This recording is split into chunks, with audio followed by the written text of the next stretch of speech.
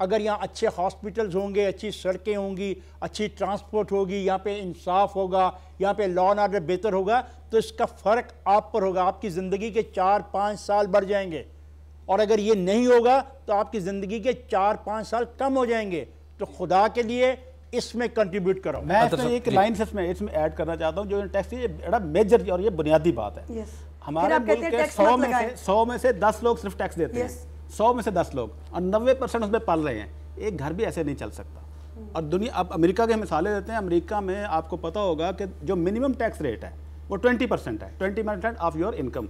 हमारे यहाँ सिर्फ तनख्वाहदार आदमी, मैं मजबूर हूँ, मेरा सोर्स से कट जाना है, बाकी तो कोई देता ही नहीं है। और अच्छा, मुतालबे इनके ऐसे ऐसे होंगे कि कमाल है इनकी। मुझे सिर्फ उस बच्ची के सवाल पे एक वो रिस्पॉन्ड करना है। मैं इफ्तिखार साहब से एग्री करती हूँ कि होना चाहिए, तंज़ो मिज़ा ज़िंदगी में अच्छा होता है, लेकिन तंज़ो मिज़ा में और ज़ाती तज़हीक में फ़र्क होना चाहिए।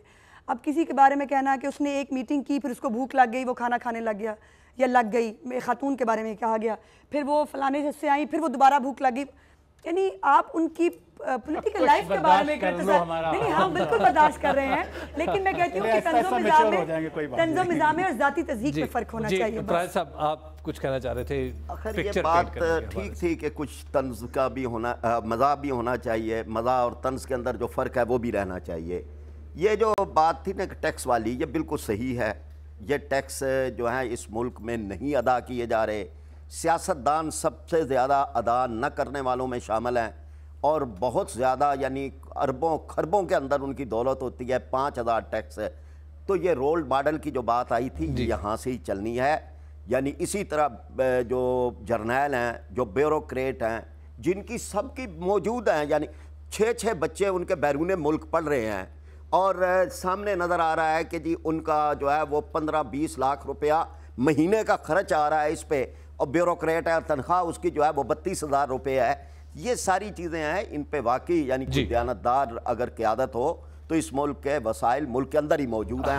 हम अपने प्रोग्राम के आखिरी हिस्से में अपने पैनल की राय लेते हैं कि आइंदा वो 10 साल जो हैं वो कैसे देख रहे हैं हमारे मीडिया और सियासत को साथ चलते हुए। प्राज साहब, आप बताइए। मैं तो ये समझता हूँ जी कि अब यानी मीडिया की जो एक आज़ादी थी उसका मुस्बत पहलू भी अच्छा आया है सामने, और उसके बाद मनफी पहलू भी आए हैं।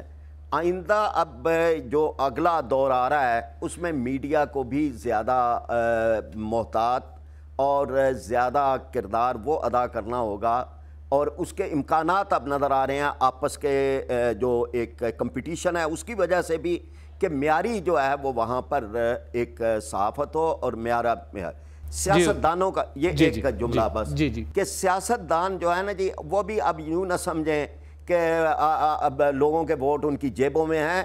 अब मीडिया ने जो एक आज़ादी और एक फ़िक्र की पैदा की है, ये अगले इलेक्शन में बहुत सारों के नीचे से इक़्तिदार की ज़मीनें निकल जाएंगी। उस्मा, देखिए जी, मैं इस टॉपिक पे पॉलिटिकल स्पीच नहीं करना चाहती, बिकॉज ये एक वो पर्सपेक्टिव है जो हमें देना है दुनिया को और ख़ासतौर पे अपने व्यूअर्स को। मैं समझती हूँ कि पब्लिक इंटरेस्ट में और नेशनल इंटरेस्ट में फ़र्क होना चाहिए। मीडिया को इस बात को समझ लेना चाहिए। इसकी एग्जांपल मैं एक ज़रूर कोट करूँगी कि अजमल कसाब को पाकिस्तानी साबित करने में हमारे मीडिया ने बहुत बड़ा रोल अदा किया। जब अभी ये डिस्कशन चल रहा था कि अजमल कसाब कौन है, उस वक्त हमारे कुछ टीवी चैनल्स ने उसके गांव में जाकर पूरी इन्वेस्टिगेशन करके उसको साबित किया कि ही इज़ पाकिस्तानी, और उसकी कॉन्ट्रडिक्टरी जो है भारतीय मीडिया का रोल जो है वो क्या था। सो मीडिया को और हम सब लोगों को ज़िम्मेदारी का मुजाहरा करना चाहिए। पब्लिक इंटरेस्ट कुछ और होता है, लेकिन जहाँ नेशनल इंटरेस्ट की बात है वहाँ पर कोई चीज़ मैटर नहीं करनी चाहिए। और जैसे मैंने कहा कि अभी मीडिया भी इर्तिका के मराहिल में है, अभी चूँकि एक नया बूम आया है, और मैं बिलीव करती हूँ कि आइंदा 10 साल के अंदर ये एक फ़िल्टर है। बहुत अरसे तक ऐसे नहीं चलेगा कि आँख मचोली आप जो मर्ज़ी कह लें, आप जो मर्ज़ी लीडर बन लें, आप सियासतदान भी बन जाए एक वक्त में, एक में आप जज भी बन गए, आपने फैसले सुना दिए, एक वक्त में आपने जर्नैल भी बन गए, आपने फ़ौज का भी एहतसाब कर लिया। ऐसे नहीं होगा। अब 10 साल के अंदर अंदर मैं समझती हूँ कि ये एक फ़िल्टर है। सियासतदानों का भी फ़िल्टर होगा। मैं इस बात को बिल्कुल एग्री करती हूँ कि ये एक फ़िल्टर प्लांट अब लग गया है हर एक इंस्टीट्यूशन के लिए। जो जिस तरह परफॉर्म करेगा उसको वैसे पे बैक किया जाएगा। और मेरी बहुत अच्छी ख्वाहिशात हैं मीडिया के साथ। मीडिया यकीनन आइनादार होता है माशरे का, लेकिन माशरे की डार्कर साइड्स को जो है वो पोर्ट्रे करके आप माशरे की और मुल्क की खिदमत नहीं कर रहे। सर इफ्तिखार साहब, आप तो फ्यूचर कंसर्न हैं, आप बताइए कि आपको नेक्स्ट डेकेड कैसा लग रहा है? मीडिया और सियासत कि अगले 10 साल मीडिया के लिए बड़े आजमाइश के होंगे। लोगों को तवक्कुआत बहुत बढ़ चुकी हैं। उस तवक्कुआत पे मीडिया तब पूरा उतरेगा कि रिसर्च करेगा, और मीडिया को के जो एंकर्स हैं उनको ज़्यादा पढ़ना होगा, उनको ज़्यादा मामलात को खुद समझना होगा, क्योंकि जब तक मैं खुद एक इशू को समझूंगा नहीं, मैं इसको एक्सप्रेस नहीं कर सकूंगा, मैं उस पर डिबेट नहीं कर सकूंगा। एक तो हमारे में डेप्थ मुझे तवक्को और आएगी और हम सतही जो बहसें हैं इससे बाहर निकल जाएंगे। यहाँ तक सियासी पार्टियाँ हैं, सियासी पार्टियों को भी अपना रोल बदलना होगा। उनको हकीकी मायनों में अपने अंदर रिसर्च सेल्स बनाने होंगे, अपनी तैयारी करनी होगी, हर इशू के लिए उनको काम करना होगा। उनको एक सेल बनाना होगा कि बिजली कितनी चाहिए, क्या करना है। उनको एक सेल बनाना होगा कि ट्रांसपोर्ट कैसी होनी चाहिए, बड़े शहरों के लिए वो कैसी होनी चाहिए, उसके लिए अखराजात क्या होंगे, मेट्रो चलानी है, अंडरग्राउंड चलानी है, या सड़क को बड़ा करना है, छोटा करना है। इनको स्टडी सर्कल्स बनाने पड़ेंगे, रिसर्च सेल बनाने पड़ेंगे, लोगों को मुतबादल बताना पड़ेगा।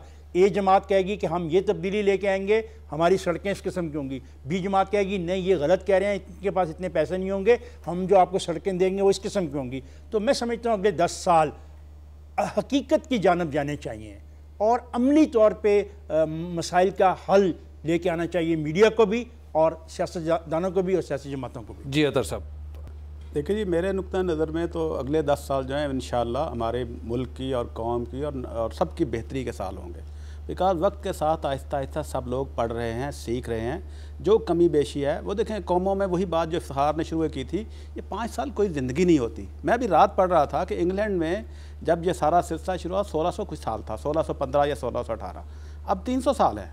300 साल बाद हम जिस डेमोक्रेसी को, जिस माहौल को देख रहे हैं, उसको अगर हम आज देखना यहाँ चाहें तो ये मुमकिन नहीं होगा। लेकिन जिस तरीके से तरक्की हो रही है, जिस तरीके से हमारे बच्चे जो हैं वो पढ़ रहे हैं, जिस तरह वो अच्छे इंस्टीट्यूशन में आ रहे हैं, तो मैं तो बहुत ही पुरुम्मीद हूँ, बहुत ज़्यादा पुरुम्मीद हूँ कि इंशाल्लाह अगले 10 साल बाद ये हमारा मीडिया भी जो है वो अपने बिहेव करेगा, अपने लिमिट्स में आ जाएगा, और सियासतदान की भी जो गंदगियाँ, जो ख़राबियाँ, जो गलतियाँ हैं वो उसको सही करेंगे, और ओवरऑल एक बेहतर माशरे की तरफ, एक बदलते हुए पाकिस्तान की तरफ हम इंशाल्लाह गामज़न होंगे। जी आपका बहुत बहुत शुक्रिया। हमारे प्रोग्राम का वक्त ख़त्म हुआ चाहता है। चलते चलते आपको एक बात बताता चलूँ कि मुझे पंजाब के एक सीनियर वज़ीर ने बताया कि मुल्तान के करीब एक वाक़या हुआ जिसमें एक ख़ातून का रेप था।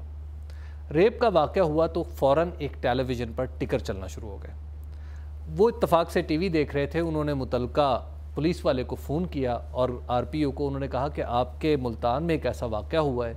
उन्होंने कहा जी कि मैं भी आपको बताता हूँ। उन्होंने पूरी रिसर्च की, रिसर्च करने के बाद कहा कि जनाब ऐसा वाक़या मुल्तान में नहीं हुआ। अल्टीमेटली सीनियर मिनिस्टर साहब उस टीवी के रिपोर्टर तक पहुंचे और रिपोर्टर ने कहा कि मेरे पास वो साहब बैठे हैं जिनकी साहबजादी थी, तो उन्होंने उन साहब से बात करा दी। तो मिनिस्टर साहब ने कहा कि आपने मुकदमा किस थाने में दर्ज कराया है इस रेप का? उन्होंने कहा कि मैंने मुकदमा दर्ज नहीं कराया, मैं सीधा टेलीविज़न चैनल के दफ्तर चला आया। बदौलत पाकिस्तान से हबीब अकरम को इजाज़त दीजिए। अगले हफ्ते फिर मुलाकात होगी। देखते रहिए CNBC पाकिस्तान।